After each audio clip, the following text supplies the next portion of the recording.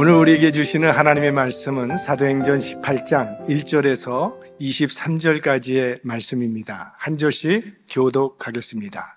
이후에 바울이 아덴을 떠나 고린도에 이르러 아굴라라 하는 본도에서 난 유대인 하나를 만나니 글라우디오가 모든 유대인을 명하여 로마에서 떠나라 한 고로 그가 그 안에 브리스길라와 함께 이달리아로부터 새로 온지라.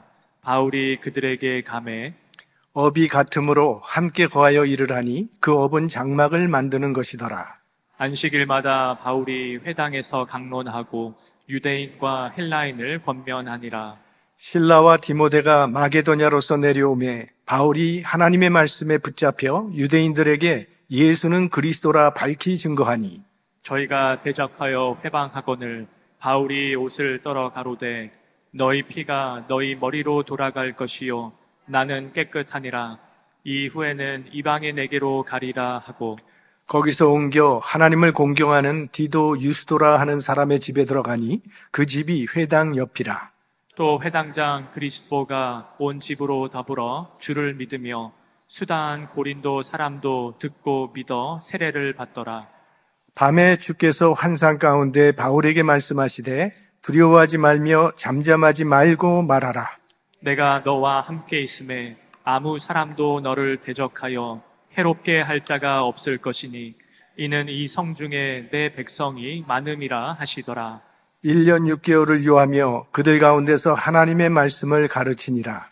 갈리오가 아가야 총독되었을 때에 유대인이 일제히 일어나 바울을 대적하여 재판 자리로 데리고 와서 말하되 이 사람이 율법을 어기어 하나님을 공경하라고 사람들을 권한다 하거늘 바울이 입을 열고자 할 때에 갈리오가 유대인들에게 이르되 너희 유대인들아 만일 무슨 부정한 일이나 괴악한 행동이었으면 내가 너희 말을 들어주는 것이 가하거니와 만일 문제가 언어와 명칭과 너희 법에 관한 것이면 너희가 스스로 처리하라. 나는 이러한 일에 재판장 되기를 원치 아니하노라 하고 저희를 재판 자리에서 쫓아내니 모든 사람이 회당장 소수대네를 잡아 재판자리 앞에서 때리되 갈리오가 이 일을 상관치 아니하니라.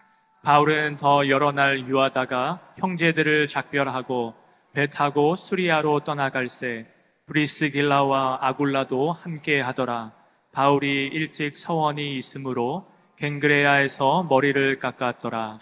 에베소에 와서 저희를 거기 머물러 두고 자기는 회당에 들어가서 유대인들과 변론하니 여러 사람이 더 오래 있기를 청하되 허락지 아니하고 작별하여 가로되 만일 하나님의 뜻이면 너희에게 돌아오리라 하고 배를 타고 에베소를 떠나 가이사랴에서 상륙하여 올라가 교회의 안부를 물은 후에 안디옥으로 내려가서 다 같이요. 얼마 있다가 떠나 갈라디아와 부르기아 땅을 차례로 다니며 모든 제자를 굳게 하니라. 아멘.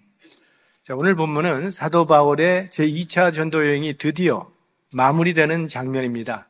그동안 사도 바울이 제2차 전도 여행을 통해서 밟아왔던 그 경로를 좀 생각해 보면 제일 먼저 안디옥에서 출발을 해서 자신의 고향인 다소를 거쳐서 더베와 루스드라와 이고니온 그리고 비시디아 안디옥까지 여기는 1차 전도 여행 때 다녔던 경로를 다시 밟으면서 그가 개척했던 교회와 성도들을 격려하며 든든히 세워주고 계속해서 아시아에서 전도하길 원했지만 성령께서 허락지 않으심으로 고민하던 중에 마게도냐 사람의 환상을 보고 마게도냐로 건너가서 첫 성인 빌립보에서 루디아를 만나서 유럽 최초의 교회인 빌립보 교회를 개척한 후에 데살로니가와 베레아에서도 각각 교회를 개척합니다. 그 후에는 아덴으로 가서 전도를 했고 그리고 드디어 오늘 도착한 것이 이 고린도, 아가의 수도인 고린도라고 하는 도시입니다.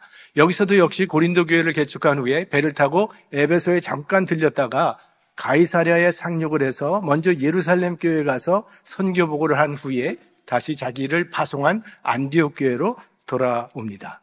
이 2차 전도 여행 중 사도 바울이 여행했던 거리를 총 약 3,000마일 정도로 보고 있습니다. 자, 지난 주일에 아덴을 우상의 도시라고 한다면 고린도는 음란의 도시입니다. 이 고린도는 상업과 무역의 중심지로 물질적인 풍요와 사치와 쾌락, 그리고 음란과 방탕이 가득한 도시였습니다. 이 비너스 신전이 있어서 거기에 천여 명이 되는 여사제들이 있는데 신도들과의 매춘 행위가 제사의 형태로 여겨졌던 곳입니다. 그래서 당시에 고린도 사람 하면 이건 방탕과 타락의 대명사로 사용될 정도였습니다. 바울이 고린도 교회에 보낸 편지에는 이런 이야기가 나옵니다.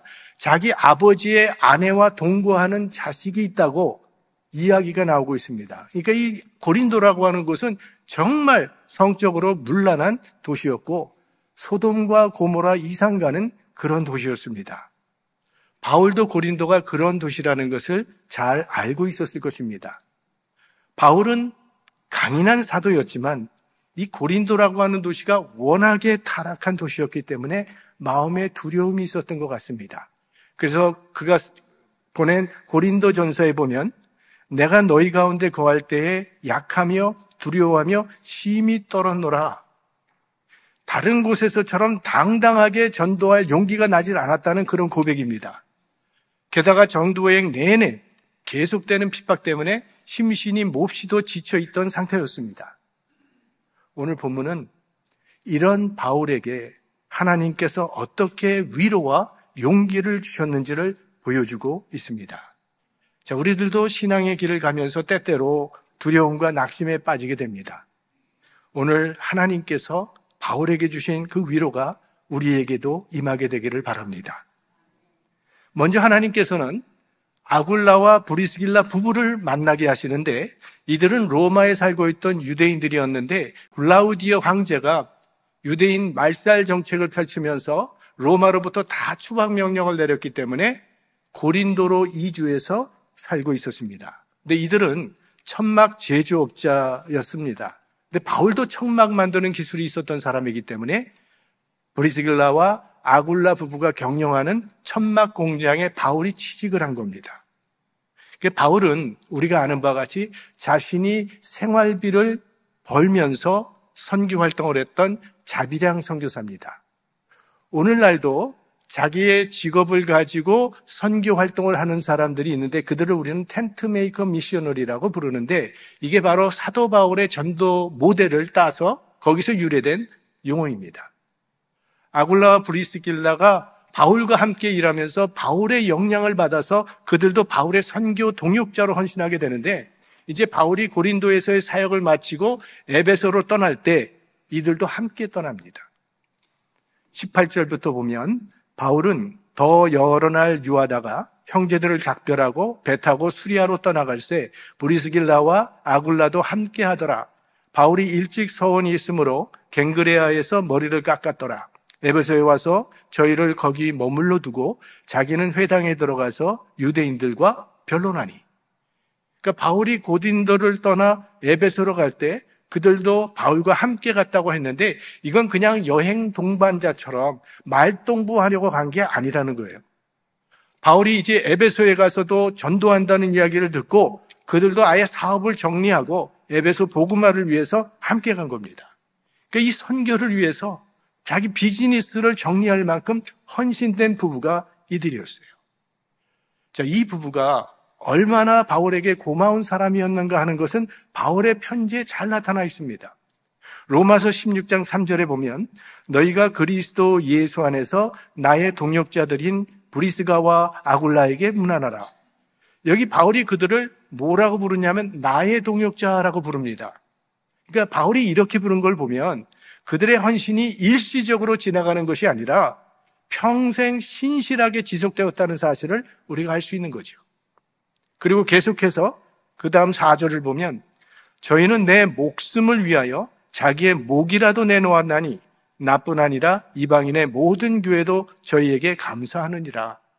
성경에 이 내용은 나타나 있지 않기 때문에 모르겠지만 언젠가 아마 바울이 생명의 위기를 당했을 때에 이 아굴라와 브리스길라 부부가 자신들이 목을 내놓고 바울을 구출해 줬다는 그런 이야기일 겁니다.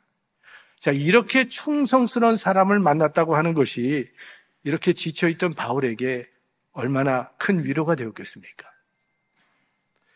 우리 오래전에 우리 대한민국의 전두환 대통령이 감옥에 들어갈 처지가 되었을 때 그래도 대한민국 거의 모든 사람들이 그를 부러워했던 한 조건이 있었습니다.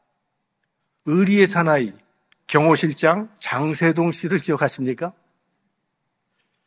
그는 청문회장에서 이렇게 말을 했어요.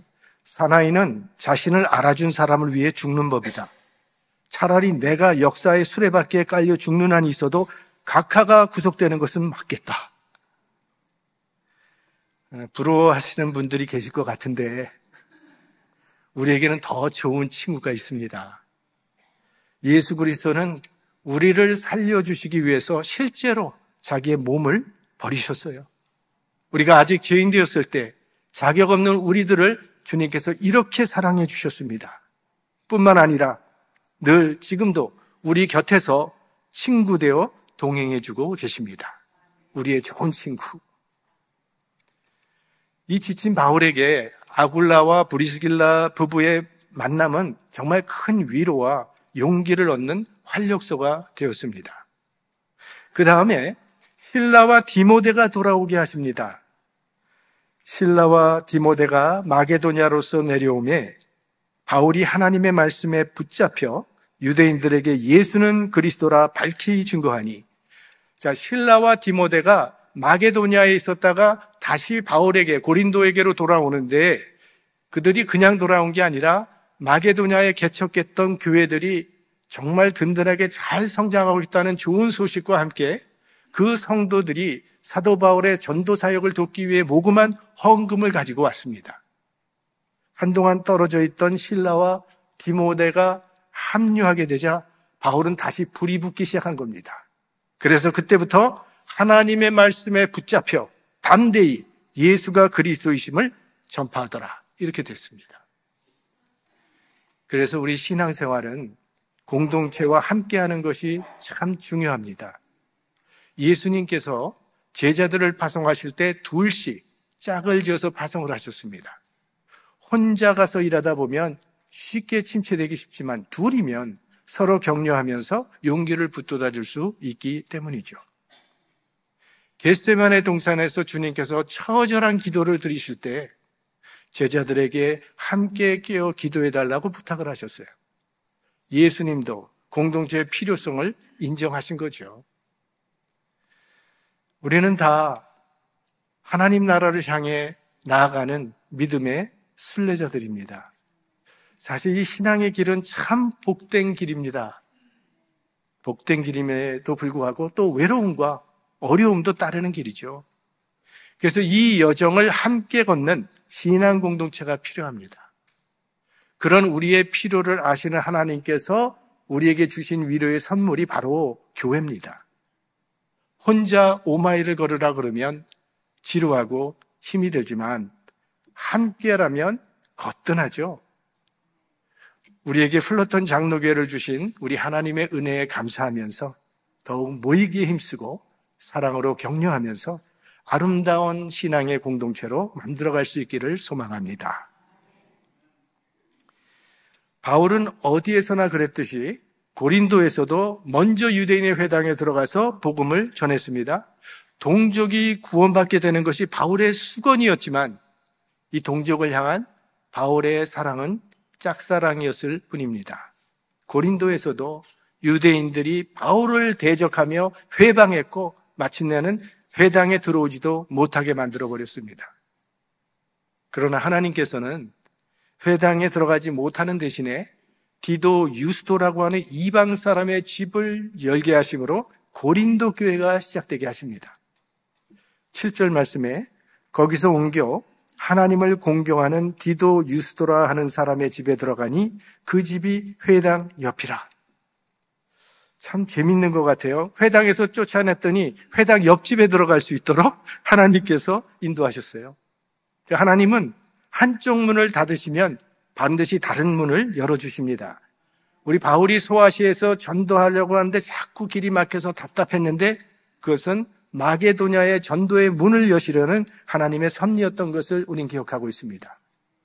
때로 하나님께서 우리가 가려는 길을 막으시는 이유는 다른 길, 선한 길을 열어주시려는 하나님의 섭리가 있기 때문입니다. 혹시 닫힌 문 앞에 서 있는 분이 계십니까? 하나님께서 새롭게 여시는 다른 문을 기대하십시오.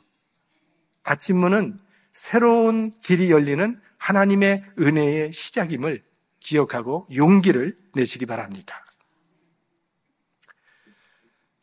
또 이 회당장, 그리스포라고 하는 회당장이 예수를 믿게 되는 큰 기쁨을 하나님께서 바울에게 주십니다. 8절, 또 회당장 그리스포가 온 집으로 더불어 주를 믿으며 수다한 고린도 사람도 듣고 믿어 세례를 받더라.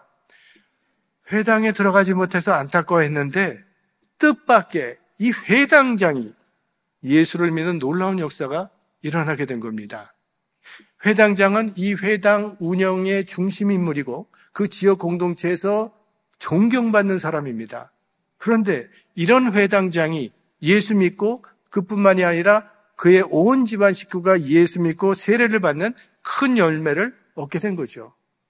그리고 그와 더불어서 수많은 고린도 사람들도 믿고 세례를 받게 되었다 얘기하고 있어요. 이거 역시 지쳐있던 바울에게는 하나님께서 주시는 큰 위로의 선물이었습니다. 새로운 성도가 생긴다고 하는 것, 그건 목회자에게 큰 용기를 줄 뿐만이 아니라 교회의 활력소가 되는 거죠. 무엇보다도 가장 큰 위로는 오늘 주님께서 환상 가운데 바울에게 말씀을 주신 것입니다. 여러분, 우리가 어떤 어려움에 닥쳐서 낙심에 빠져 있을 때, 어떤 길로 가야 될지 몰라 고민하고 있을 때 우리 주님께서 직접 말씀해 주신다면 그보다 더 큰 위로가 어디 있겠습니까? 구약의 이 욥기는 참 고통스러운 책이죠. 처음부터 마지막까지 욥이 왜 그토록 고난을 당해야 하는지 알지 못했기 때문에 그 이유를 알 수 없어서 그 괴로워하며 몸부림치는 책, 그 이야기가 욥기입니다. 자, 그러선 욥이 어떻게 회복하게 됩니까? 마지막에 하나님이 욥을 찾아와서 말씀해 주셨기 때문이에요. 그 하나님의 말씀 때문에 욥은 회복된 겁니다. 바울은 일생에 몇 번 신비한 환상을 체험했습니다. 다메섹 도상에서 신비한 환상, 부활하신 예수를 만나는 환상을 보았고, 또 마게도냐에서 오라고 부르는 환상을 보게 되었고, 또 셋째 하늘에 올라갔던 환상의 이야기도 고린도서에 나오고, 또 오늘 이 고린도에서의 환상이 나오는데, 이건 뭐 성경에 적혀 있는 것만 그렇지 그 외에도 많았을 것이라고 생각하는데, 하나님께서 환상을 통해서 바울에게 오늘 말씀을 하십니다. 9절에서 10절까지 말씀 우리 함께 읽겠습니다. 밤에 주께서 환상 가운데 바울에게 말씀하시되 두려워하지 말며 잠잠하지 말고 말하라. 내가 너와 함께 있으니 아무 사람도 너를 대적하여 해롭게 할 자가 없을 것이니 이는 이 성중에 내 백성이 많음이라 하시더라. 여기 주님께서 여러 가지 말씀을 주십니다. 여기 먼저는 두려워하지 말라. 지금 바울에게 두려움이 있었기 때문에 아마 주님께서 두려워하지 말라는 말씀을 하셨다고 봅니다. 그 전도의 최대의 방해물은 두려움이에요. 나보다 좀 뛰어난, 나보다 좀 더 많은 것을 잘 갖춘 사람에게 전도하려고 하면 좀 두렵고 부담스럽잖아요. 아이, 나 같은 것이 감히 어떻게 하면서 물러서기 쉽다는 거죠. 어느 미국 대통령이 휴가 중에 시골 교회에 주일 예배를 참석하게 되었습니다. 근데 그 소식을 듣고 그 교회 목사님이 평소보다 설교 준비를 아주 열심히 많이 했습니다. 대통령의 관심을 끌만한 뭐 사회, 문화, 정치 이런 이야기들을 하여간 총동원해서 지식을 아주 수준 높은 설교를 그 주일에 했습니다. 그랬더니 예배 후에 대통령이 나는 하나님의 말씀을 들으러 왔는데 오늘 설교는 워싱턴에서 늘 듣던 설교라고 실망해서 돌아갔다는 거예요. 여러분, 복음은 남녀노소, 지위고와 상관이 없어요. 누구에게나 필요한 것이 복음입니다. 그래서 두려워하지 말라. 그 다음에 잠잠하지 말고 말하라 이렇게 했습니다. 우리 많은 그리스도인들이 이런 말을 하죠. 나는 말로는 전도하지 않지만 삶으로 전도하겠습니다. 당연히 그렇게 하셔야죠. 하지만 우리가 분명히 알아야 할 것이 있습니다. 삶으로 전도하는 것이 말로 전도하는 것보다 훨씬 더 어렵다는 사실이에요. 나의 삶이 거룩하면 얼마나 거룩하길래 남이 나를 보고 감동을 받아서 예수 믿는 사람이 되겠습니까? 날 보고 나를 따르라 할 때 정말 누가 나를 따를 것 같습니까? 내 자식도 잘 안 따르던데. 물론 삶으로 본을 보여야 되지요. 하지만 그것이 말로 전도하지 않는 핑계가 되어서는 안 된다는 겁니다. 요즘은 이순신 신자가 너무 많다는 거예요. 내가 그리스도인이라는 것을 아무에게도 알리지 말라. 침묵하지 말고 말해야 합니다. 복음을 선포해야 한다는 거예요. 그리고 이 성중에 내 백성이 많음이라. 하나님께서 사도 바울에게 다른 데보다는 좀 길게 1년 6개월 동안 이 고린도에 있게 하신 이유는 그곳에 구원받을 백성이 많았기 때문입니다. 이걸 우리가 좀 예정론과 연관을 해보면 이런 생각을 해볼 수 있죠. 구원받을 사람이 이미 정해져 있다면 어차피 믿게 될 텐데 전도가 필요한 것인가? 이때 칼빈의 대답은 당신이 전도에서 믿도록 정하셨다라는 게 칼빈의 대답이에요. 이 전도가 예정된 구원을 이루는 하나님의 도구라는 그런 말씀이죠. 물론 전도한다고 다 믿는 건 아닙니다. 그러나 하나님이 택하신 백성이라면 믿게 돼 있어요. 왜? 구원은 하나님께 속한 것이기 때문에. 사도 바울 같은 사람이 와서 1대1로 전도를 해도요, 안 믿을 사람은 안 믿습니다. 그러나 하나님께서 예정하시고 택하신 사람은요, 아주 어눌하게 복음을 전해도 예수 믿고 구원받습니다. 이 성중에 내 백성이 많음이라. 플러턴에 구원받을 내 백성이 많음이라.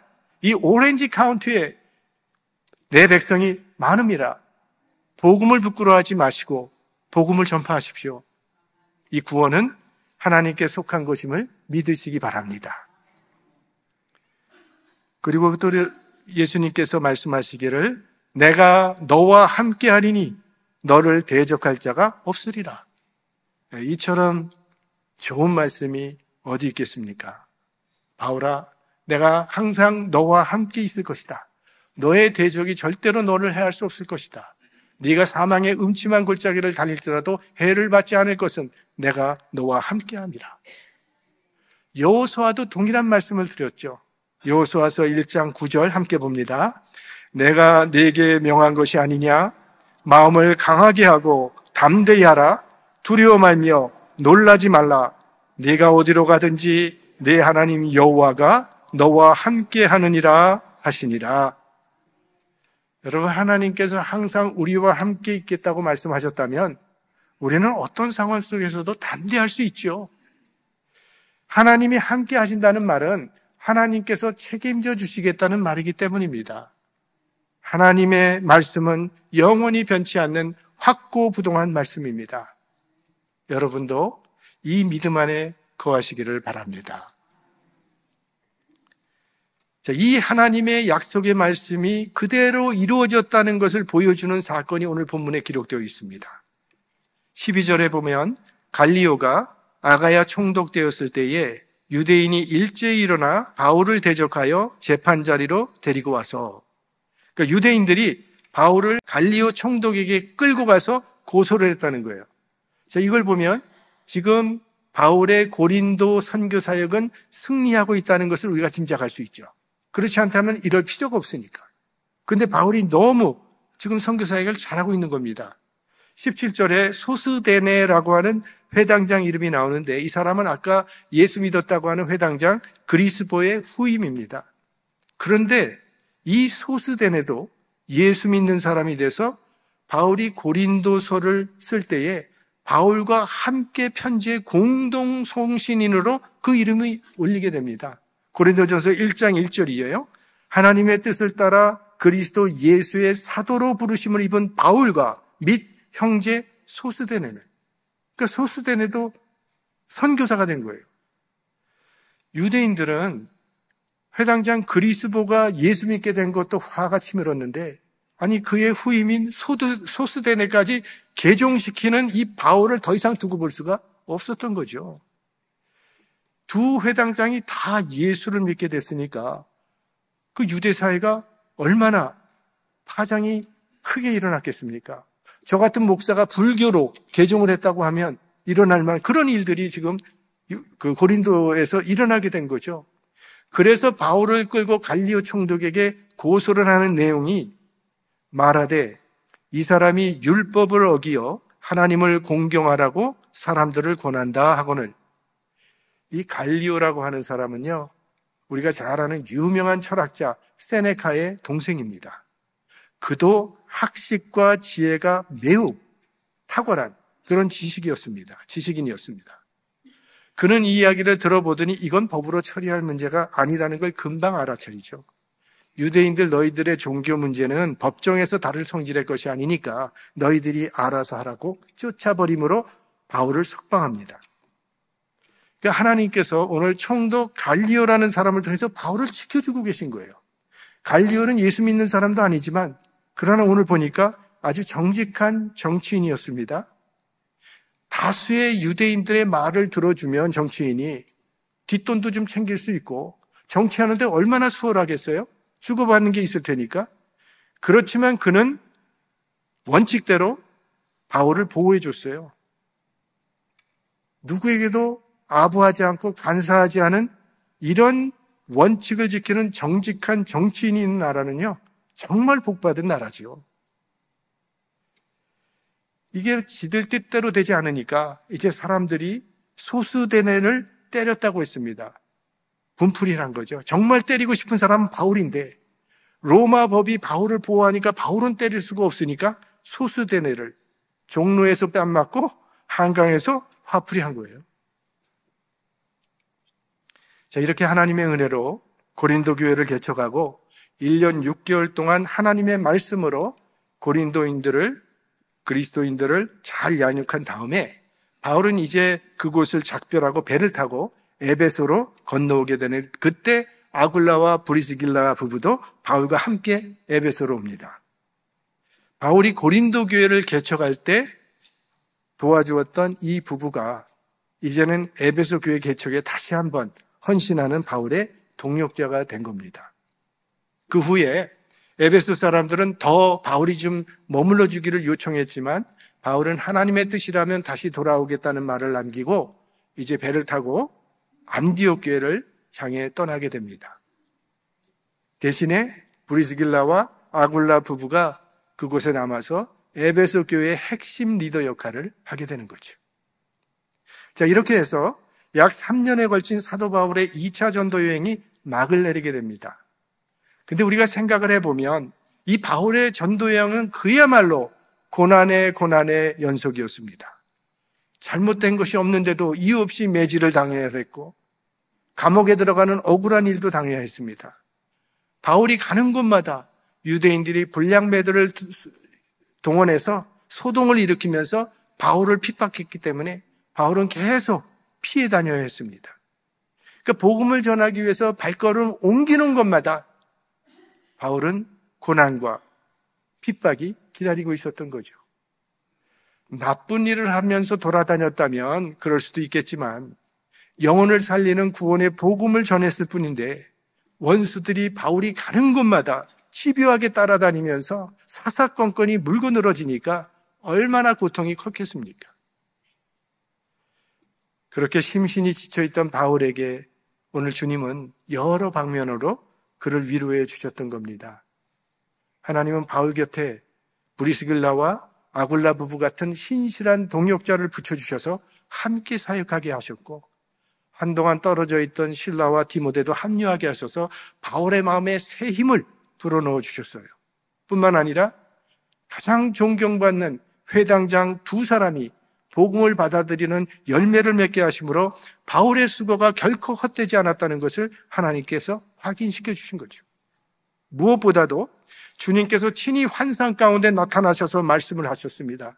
바울아, 내가 너와 함께 있으리니 두려워하지 말라. 이 말씀이야말로 바울의 영혼을 다시 일으켜 세워준 주님의 큰 위로였습니다. 자, 이에 다시 용기를 얻은 바울이 3차 전도여행을 떠나는 것으로 오늘 본문 맨 마지막 절이 끝내고 있습니다. 자, 맨 마지막 절 23절인데요. 같이 보겠습니다. 얼마 있다가 떠나 갈라디아와 부르기아 땅을 차례로 다니며 모든 제자를 굳게 하니라. 다음 주부터 이제 3차 전도여행이 시작된다는 얘기인데, 얼마 있다가 그냥 바로 떠나지는 않았겠죠. 어느 정도 시간을 두고 다시 3차 전도여행을 시작했다는 겁니다. 자, 올해도 주님의 몸된 교회를 위해서 참 많은 분들이 묵묵히 섬기며 수고하고 계십니다. 그분들에게 참 감사의 마음을 전합니다. 그런데 혹시 섬김의 길이 이게 지치고 힘들어서 빨리 2025년이 끝났으면 좋겠다는 마음을 가진 분들도 계실지 모르겠어요. 올해가 끝나면 나도 맡은 일 다 벗어버릴 거야. 교회 일 좀 해보려고 했는데 왜 이렇게 말도 많고 불평이 많은 거야? 내가 다시는 봉사하나 봐라. 올해만 지나면 나 다 그만둘 거야. 이러면서 끝날 날만 학수고대 하시는 분이 계실지도 모르겠어요. 만약 그런 분이 계시다면, 여러분 곁에 그런 분이 계시면 그분들에게 찾아가서 따뜻한 격려의 말을 건네주세요. 장로님, 얼마나 힘드세요. 수고가 참 많으세요. 기도할게요. 힘내세요. 권사님 너무 감사합니다. 건강하시고요. 계속 우리가 기도할게요. 집사님 힘내세요. 이런 말 한마디가요, 지쳐있는 사람들에게는 다시 일어설 수 있는 위로와 용기가 되는 겁니다. 목회자로서 가장 힘들고 부담스러운 일이 무엇이냐 묻는다면 저는 설교라고 말할 겁니다. 우리 교회 교인들은 여간에서는 그런 말을 하지 않으시지만 아주 가끔은 목사님 오늘 말씀에 은혜 받았어요. 아주 극히 드물지만 그런 분들이 없지는 않습니다. 그러면 그 짧은 말 한마디가 제게는 얼마나 큰 위로가 되고 다시 용기와 힘을 내게 하는지 몰라요. 제가 일부 예배 끝나고 제일 많이 설교 은혜 받았다는 말씀을 오늘 많이 들었어요. 엎드려서 절 받는 것 같은 그런 느낌인데 그럴 필요는 없습니다. 그러나 성경은 서로 돌아보아 사랑과 선행을 격려하라고 말씀합니다. 여러분, 우리 모두 하나님의 위로를 주고받으면서 주의 일에 더욱 힘쓰는 믿음의 사람들이 될 수 있기를 바랍니다. 내가 항상 너와 함께 있으리라 하신 이 주님의 약속을 굳게 붙잡고 전진하는 믿음의 사람들이 되시기를 주님의 이름으로 축원합니다.